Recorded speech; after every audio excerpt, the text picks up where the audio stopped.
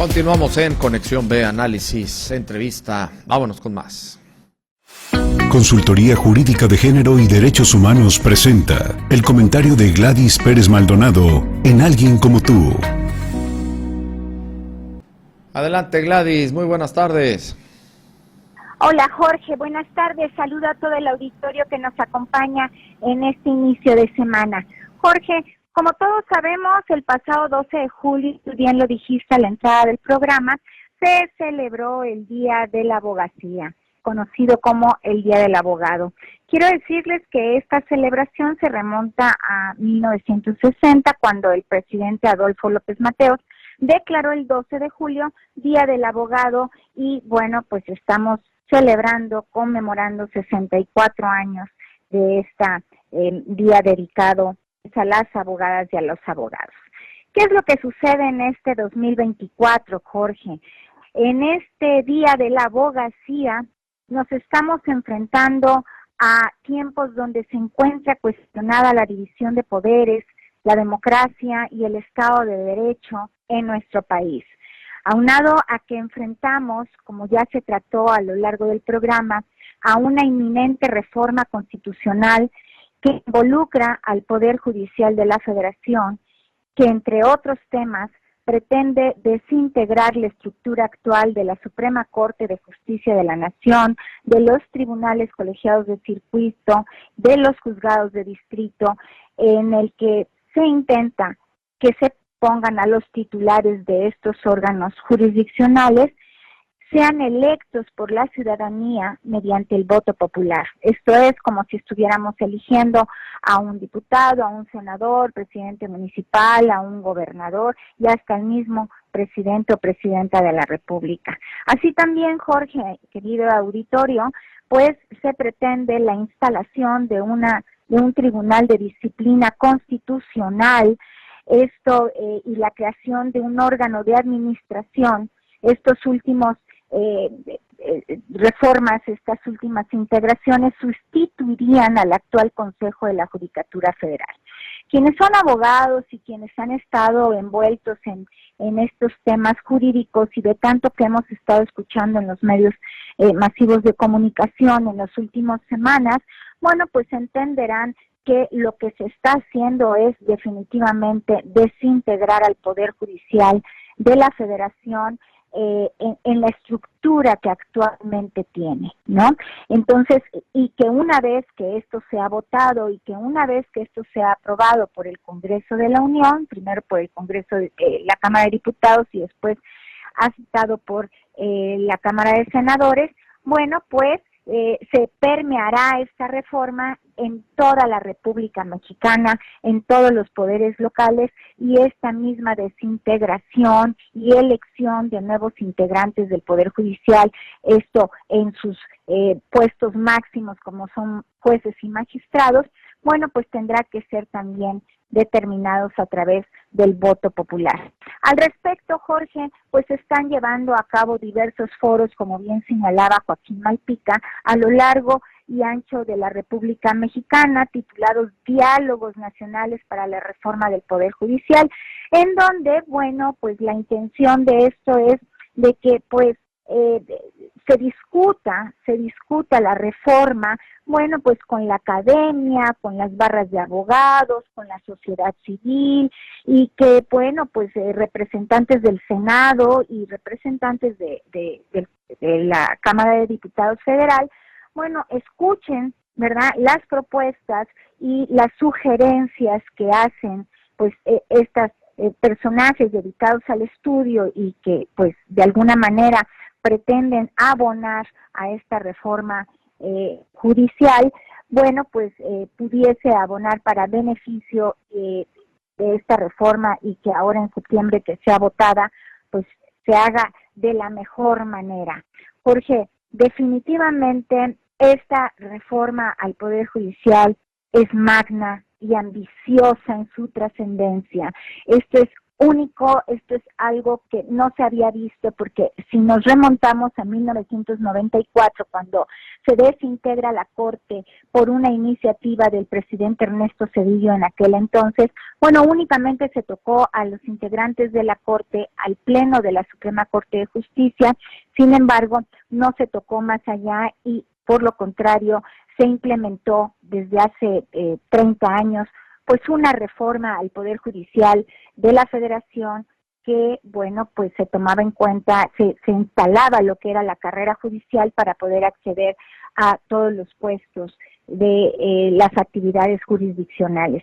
No obstante, Jorge, esta reforma que estamos enfrentando ahora inminentemente, pues es muy grande, abarca muchísimas aristas y yo creo que pues definitivamente este año no pudo haber celebración de la abogacía en nuestro país, Jorge, porque definitivamente lo que tenemos que hacer es abocarnos desde nuestra trinchera a pugnar por el respeto de nuestra Constitución política de los Estados Unidos mexicanos, a pugnar por el respeto a los derechos humanos de las y los trabajadores de este poder judicial que está pues a punto de ser transformado, y a reivindicar la legalidad de los actos de las instituciones.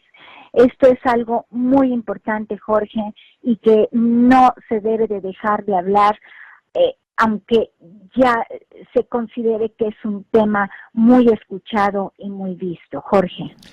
Sí, Gladys, entiendo perfectamente tu explicación que nos das en torno a la magnitud que tiene el cambio. Creo que uno de los aspectos más importantes y que son los que están más en tela de juicio es la carrera profesional de tanto jueces, magistrados, obviamente ministros de la Suprema Corte, pero en el tema de la carrera en el Poder Judicial, es decir, para poder ser juez, y digo, tú estás totalmente inmersa en este mundo, para poder llegar a ser juez o necesitas pasar unos exámenes tremendos, es decir, son por oposición, no son regalados los puestos.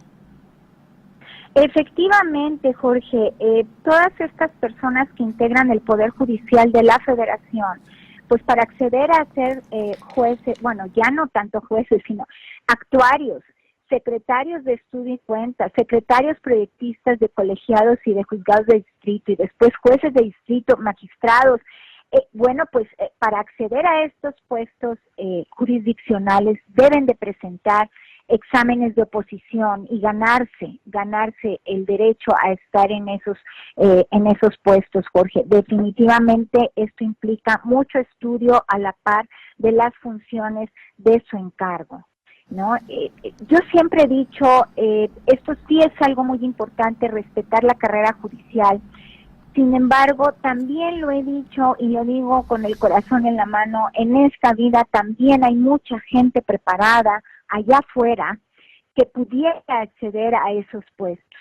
Lo que quizás nos brinca muchísimo es, y yo no he visto que se analice esta situación, la situación laboral de estas personas que se pretende cambiar y destituir para que sean sustituidas por aquellos que fueran electos por una elección popular. ¿Dónde quedan sus derechos laborales? Estos derechos laborales que se gana cualquier trabajador en cualquier trinchera en que se esté desempeñando, llámese Poder Judicial, Poder Ejecutivo, Legislativo o en una empresa privada. A cualquiera que le dicen hasta aquí va a llegar tu desempeño como lo que sea que se esté desempeñando, pues, ok, muy bien, pero me tienes que dar una indemnización. No se ha hablado nada de las indemnizaciones, Jorge, que si en un momento dado, como bien decía Joaquín Malpica, que lo escuché atentamente, pues sabemos muy bien que la reforma va porque va y se va a votar y así va a ser, y dudosamente se pudiera mover una coma o un punto. Bueno, pues hablemos entonces de indemnizaciones a los trabajadores, a los empleados del Poder Judicial, porque si nos ponemos a ver, Jorge, magistrados, jueces, secretarios, actuarios, todos ellos son empleados del Poder Judicial. Luego entonces merecen una indemnización. Ahí ya nos estamos analizando desde otro punto. Ok, va a ir la reforma, perfecto, pero entonces hay que analizar desde dónde, ¿no? ¿Para efecto de qué? Pues de que se protejan los derechos laborales y no se les dejen en el desamparo, porque ojo, hay un punto también muy importante de la reforma que no mencioné. O sea, se acaban las pensiones otorgadas a través de la institución del Poder Judicial de la Federación a todos los trabajadores que se vayan. Luego, con esta reforma, luego entonces, pues, ¿qué va a pasar? Si no tienen un ahorro, pues, ¿con qué van a vivir? ¿No? Y sabemos que muchos podrán tener a lo mejor más de 45, 50 años, 60 años, Jorge, y aquí lo hemos hablado, hay pocas posibilidades de trabajo para estas personas de determinada edad, lo hemos hablado recientemente en este mismo espacio. Luego entonces esto es un punto de análisis que tenemos que hacer, un análisis muy, muy serio, un análisis ya viendo de que, ok, se va a llevar la reforma, perfecto, pero entonces, ¿cómo podemos nosotros defender nuestros derechos laborales como integrantes del Poder Judicial de la Federación, Jorge? Muy buen punto, muy buenos puntos, Gladys, que nos has expuesto el día de hoy. Y para esto también, Gladys, pues se necesitan despachos especialistas como el de ustedes para que vean todos los amigos, el auditorio, amigas, ¿dónde te pueden localizar?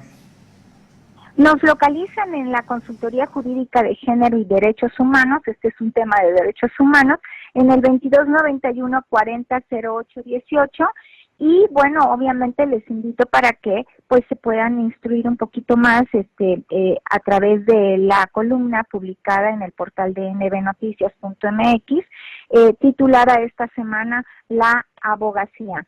Y bueno, pues definitivamente, Jorge, yo creo que esto da para muchísimos temas más para llegar a comentar, pero definitivamente estamos entrando ahorita al periodo vacacional y yo creo que esto pues se va a relajar un poco y cuando se regrese del periodo vacacional en agosto, pues ya muy poco se va a poder hacer, no digo con marchas, Jorge, sino una estructura académica, una estructura de estudio y de un estudio serio para poderlo plantear.